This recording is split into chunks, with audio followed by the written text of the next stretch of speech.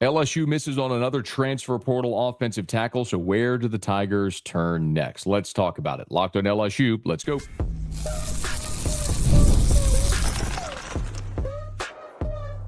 You are Locked On LSU, your daily podcast on the LSU Tigers.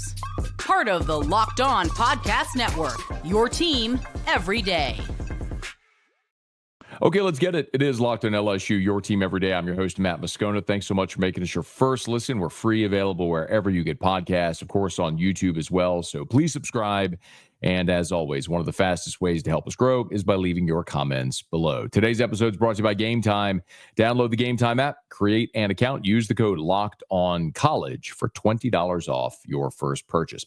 Basketball Tigers fall to 0-3 in the SEC over the weekend. The ladies play on Monday. We'll get you a quick thumbnail there.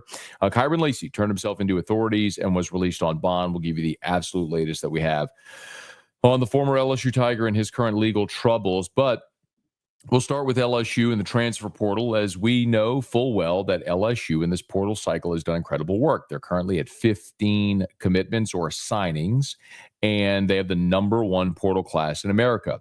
And we also know that LSU is still actively pursuing help at offensive tackle and at safety. You don't have to take my word for it. This was Brian Kelly on December the 21st. If you're an everydayer, you've heard me play this soundbite a ton. If you're new, it's worth hearing. Brian Kelly, December 21st, on what they're still looking at in the portal. There'll be some more work on the offensive line and maybe on the back end of our defense. Can't accuse the guy of lying. I mean, he's telling you straight up what they're trying to look for. They're looking for help on the offensive line, and they need safety help. So they continue plugging away there. So they did add Josh Thompson, the offensive lineman from Northwestern, who is very likely projects as an interior player. Played some tackle at Northwestern, but they want him at guard. And so the Tigers keep looking at tackle. And last week, Conenr Moore, who was a freshman FCS All-American and first-team All-Conference this year at Montana State, who played for the national championship. The FCS national championship lost to North Dakota State. But Conenr Moore entered the portal, and LSU tried very actively to get Conenr Moore to come take a visit. Now, he's a kid from Ohio, and he took a visit to Cincinnati. And it was thought he had a visit scheduled to Ohio State, but ultimately canceled that visit to Ohio State because this weekend, Conenr Moore picked Michigan State. So he is now committed to Michigan State out of the transfer portal. And he had a lot of interest. Auburn, Missouri, Michigan. This is a 6'5", 310-pounder, and a guy that a lot of teams very clearly wanted. And, ultimately, though, if a team has a need and they have playing time available and they got money to spend and you're aggressive, you can get a player that you need. So Michigan State lands Conenr Moore, but it further illustrates how sincere LSU feels their need is at tackle. There's an obvious piece of this, which is that Will Campbell and Emory Jones are both gone. And after those two guys, you don't have any experienced tackles. And one of the things I pretty consistently hear is, well, Matt, how can the guys that LSU recruited ever develop and become good players if they don't get an opportunity to play? And that's a great question. And the hope is that they win the job. The hope is you go to camp with transfers and with the guys you recruited, and Weston Davis and Tyree Adams show out. They win the job, and that's awesome. They become multi-year starters for you and go on to a great career. But as long as that's a question mark, you can't count on that. In the portal era, the great thing about it is that you have the option. If you are a team like LSU is this year that feels like it has a championship opportunity in 2025 with Garrett Nussmeier coming back, all the players you've added via the portal, you can't afford to have one position or a position group be the thing that prevents you from reaching your goal. The portal allows you to go address it. So, yeah, it would be amazing if those young guys develop. But what if they didn't? And then you're looking back and you're unable to protect Garrett Nussmeier, and you say, man, should have gone in the portal and got a tackle. So that's this era. That's the era you live in. And it's actually a great thing because it breeds competition and it also allows you to continue to improve your roster. So LSU needed help on the offensive line because they lost 4 starters. Well, guess what? They added Braylon Moore, plug-and-play starter at center. They added Josh Thompson, who's likely going to start at guard. And they're trying to add a tackle as well. And so there's going to be another couple of spots open for guys to go compete and win a job. But Brian Kelly, you heard in that soundbite, like they're looking for offensive line help, and they're not being bashful about it. They tried to get Conenr Moore to visit. He didn't, ultimately picked Michigan State. They tried to get Elijah Pritchett, the Alabama right tackle, to come visit. He ultimately landed at Nebraska. This is sounding very similar also to what's going on with LSU at safety, as they've tried to get some of the best safeties in the portal to come visit or commit. It hasn't worked out. There's another story, and I'm not going to tell you a name, but it's a player who was a former 5-star offensive tackle who is at an SEC school, who his agent was very aggressive in trying to get LSU to engage to see if LSU would have any interest in his client. And LSU did, because this was a former 5-star at an SEC school playing offensive tackle. And not Lance Hurd, by the way. But LSU put together a really nice offer for this player who ultimately never went into the portal and made the decision to stay at his current school. Well, my opinion there is the kid never had any intention of leaving. His agent was doing what good agents do, which is try to drive up the price, and he was playing both sides against the middle to see if he can get the best deal for his client. And ultimately, he stayed put where he was. So you'll never hear about that player because he never went to the portal. No one will ever talk about it. But those are the types of things that are being done behind the scenes, and LSU is engaging in that because they feel like they need help at tackle, and so they're very actively trying to get offensive tackles. So you have 2 options at this point. Well, maybe 3. One option, which would not be ideal, is wait till the spring portal window. If somebody after spring football decides to go in the portal, maybe you could address it there. But again, you were in that situation last year at defensive tackle, and that didn't go well. The only defensive tackle you landed was JVR Suggs. The other 2 options are the silent commit that I've told you about. If you're an everydayer, you've heard me say that. But LSU, I'm told, has a silent commit from a player, an offensive tackle, and a safety on current playoff teams. Remember, players have 5 days after their season ends, after their bowl game ends, to enter the portal. For example, on Sunday, Penn State cornerback Cam Miller entered the transfer portal. Of course, Penn State lost on Thursday night in the national semifinal to Notre Dame, and so now Penn State players have until Tuesday to enter the portal. Texas lost to Ohio State on Friday. So Texas players have until Wednesday to enter the transfer portal.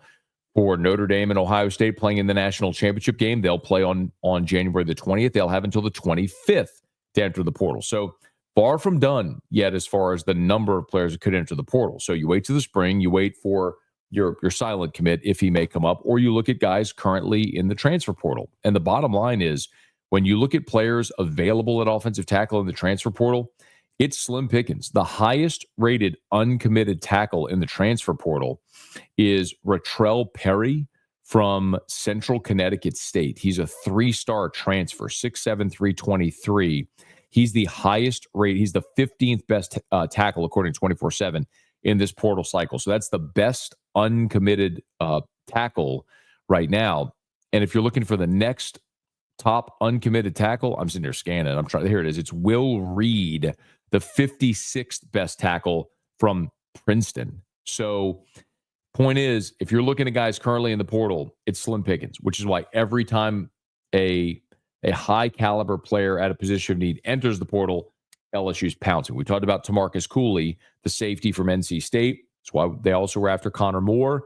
But maybe the best case or ideal scenario is LSU is all in. If, in fact, the player that they've been communicating with through the third parties still in the college football playoff, if that player does, in fact, hit the portal, it seems like that might be LSU's best option as of right now, because you certainly do not want to end up in a situation where you're going into spring football, the spring portal window, looking for help at offensive tackle.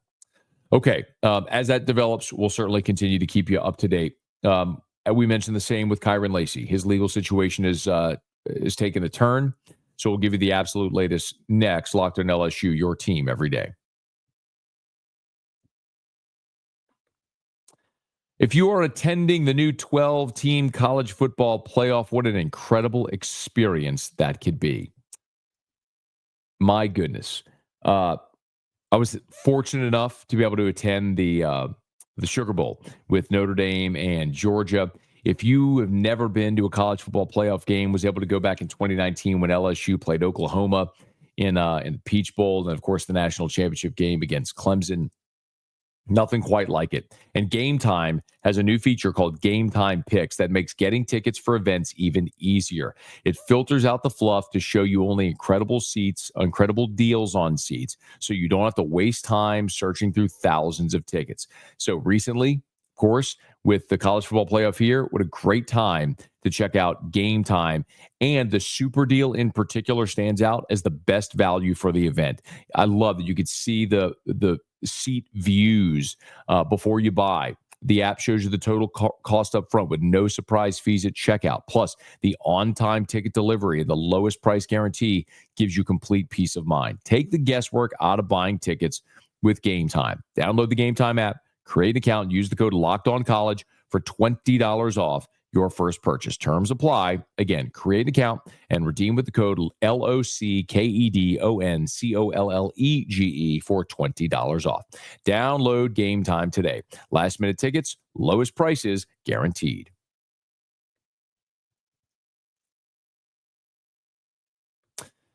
The very unfortunate situation unfolding around former LSU receiver Kyren Lacy advanced on Sunday. WAFB television was the first to report it, but the Lafourche Parish Sheriff's Office released that Kyren Lacy was booked into Lafourche Parish Correctional Complex on Sunday and then was released after posting bond. Hat tip to WAFB television in Baton Rouge. I believe they were the first to have this, but WFB reported that Lacy turned himself in at 6:34 p.m. Sunday and was released at 8:11 p.m. Sunday after posting bail in the amount of $151,000. That was for all three charges. The three charges that have been levied against Lacy are hit and run driving with serious injury or death, reckless operation with accident, and negligent homicide. So, Kyren Lacy is really facing a tough battle ahead of him. And whenever we first learned that Lacy, that there was a warrant issued for his arrest, I said this, and I'll say it to anyone who asks. Everyone in our country is presumed innocent until proven guilty. Everyone is afforded due process, and Kyren Lacy will have his day in court. There are also no winners. There's a 78-year-old man who has died, and condolences to the family of 78-year-old Herman Hall of Thibodaux, who died in this accident. And you have a young man in Kyren Lacy who just finished his college career, was preparing for the NFL, and potentially life-changing opportunity there. And now he's facing three very serious charges that could alter his future. So, this accident back in the middle of December, on December 17th, there are no winners. There's no need for a hot take. There's no need for any editorializing. Just as this develops, we'll certainly keep you up to date. Rocky Arsenault is Kyren Lacy's agent, and Rocky Arsenault did release a statement on Friday where he said in part that Kyren's fully cooperating with authorities, strongly believe the facts will ultimately demonstrate the truth, but we respect the need for a full and thorough investigation. So, Kyren, as I understand, and as was reported by WAFB, was out of town, out of the state on a trip when the warrant was issued. That's why he did not immediately turn himself in. That was arranged with the Lafourche Parish Sheriff's Office. And he was, as we mentioned, released. The only other notable thing here, I guess, is that LSU has declined comment so far on the situation. And I guess maybe the thing that's worth mentioning is a year ago, we saw a similar situation unfold with with Trey Holly. Trey Holly, the running back out of Union Parish. And the accusations against Trey Holly initially were very serious. And the charges, well, the most serious of the charges have been dropped against Trey Holly, who very adamantly professed his innocence. And again, we're waiting next month in February is when the next scheduled court date is for Trey Holly and his situation. We'll continue to hope that reaches a resolution sometime sooner than later. But there's plenty of examples of people who were convicted in the public and then ultimately proven to be innocent. Maybe the most notable case, the most infamous case would be the Duke lacrosse case.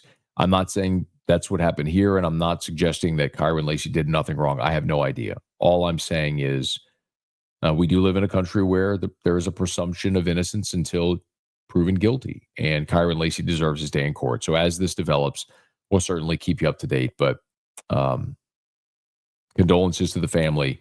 And Kyren Lacy again was booked on Sunday evening and released on bail. And as we learn more about court dates and that calendar and schedule as it moves along, we'll certainly keep you up to date. Okay, we'll wrap up talking a little hoops. Stay with us, Locked on LSU, your team every day. This is a message from our sponsor, Intuit TurboTax. Taxes was dealing with piles of paperwork and frustrating forms. Taxes was dealing with piles of paperwork and frustrating forms. And then waiting and wondering, worrying if you were going to get any money back. Well, now Taxes is easily uploading your forms to a TurboTax expert who's matched to your unique tax situation. An expert who's backed by the latest technology, which cross-checks millions of data points for 100% accuracy. While they work on your taxes, you get real-time updates on their progress, and you get the most money back guaranteed. All while you go about your day. No stressing, no worrying, no waiting. Now, this is Taxes. Intuit TurboTax. Get an expert now on TurboTax.com. Only available with TurboTax Live Full Service. Real-time updates only on iOS mobile app. See guarantee details at TurboTax.com/guarantees.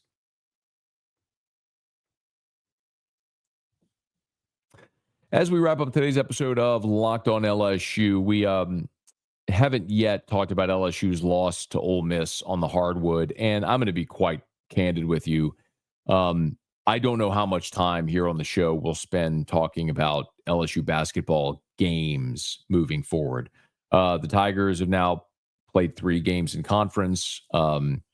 They are winless in conference play, and this is a stretch where they're playing 4 of 5 on the road. They lost at Missouri. Now they've lost at home to Vanderbilt, lost at Missouri, lost at Ole Miss. I don't know, especially when you look at games with Auburn and Alabama and Tennessee coming up. I don't know that LSU is going to be able to dig themselves out of this hole. And, one of the interesting things about LSU basketball is it's not a good thing. It's just truth. LSU basketball fans, there's either elation, celebrating a good team, or there's apathy when LSU is not competitive.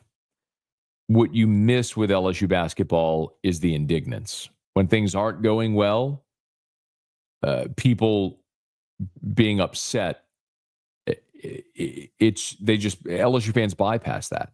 There is no indignance. It feels like this program has been so relevant for so long, and they've struggled to set the hook and maintain their competitiveness, that you just don't have enough basketball fans, fans of this basketball program, to move the administrators or people around the program to act, to be great in basketball. And look, LSU on Saturday night, it was sort of an inverse of what we've seen. LSU was one of the worst in the country in the first half, one of the best in the country in the second half. That inverted. It was a 2-point game at half, and then LSU got blitzed in the second half by Ole Miss, and they end up losing 77-65, so they lose by a dozen. There's just not a whole lot to say. Tigers fell behind 7-0, ripped off 15 straight to take a lead. They held Ole Miss scoreless for 5 minutes. but then Ole Miss went on an 8-0 run to tie things. And despite LSU playing really solid basketball in the first half, it just wasn't enough. So, you look at LSU now moving forward, and, I wish I had some really great insight. They're going to play Arkansas. They're going to play Arkansas at home.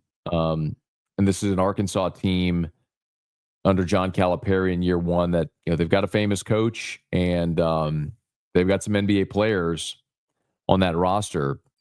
But this is an Arkansas team that was ranked early, and they've lost 3 in a row to start conference play. They lost at Tennessee, and then they lost home games to Ole Miss and to Florida. So, the line hasn't been set on this game yet, but I'm looking at ESPN's matchup predictor that gives LSU a 58% chance of winning this game. And you better go get it, because this is a home game. It's a gettable home game. And after this home game, you're on the road against number 10 Texas A&M, then at number 5 Alabama, then you're home against number 2 Auburn. You have 3 straight games against top 10 opponents. So if you don't get this one, you're staring down the barrel of an 0-7 start, and I don't know how you get out of that.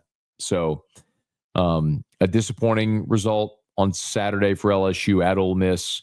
As close to a must-win as you can imagine for LSU coming up on Tuesday, hosting Arkansas at 8 o'clock. Monday, we'll talk more about that tomorrow, but on the next episode. But Monday, LSU women will host Vanderbilt. Tigers are 18-0, 3-0 in conference play. Vandy's 14-3. They're just 1-2 in the league. Tigers are 12-0 at home, and LSU leads the SEC with nearly 46 rebounds per game. Anissa Morrow has been awesome. This is a game where LSU is going to be a big favorite, should win. Vandy 7-3 in their last 10 games, averaging nearly 88 points a game, so they can score.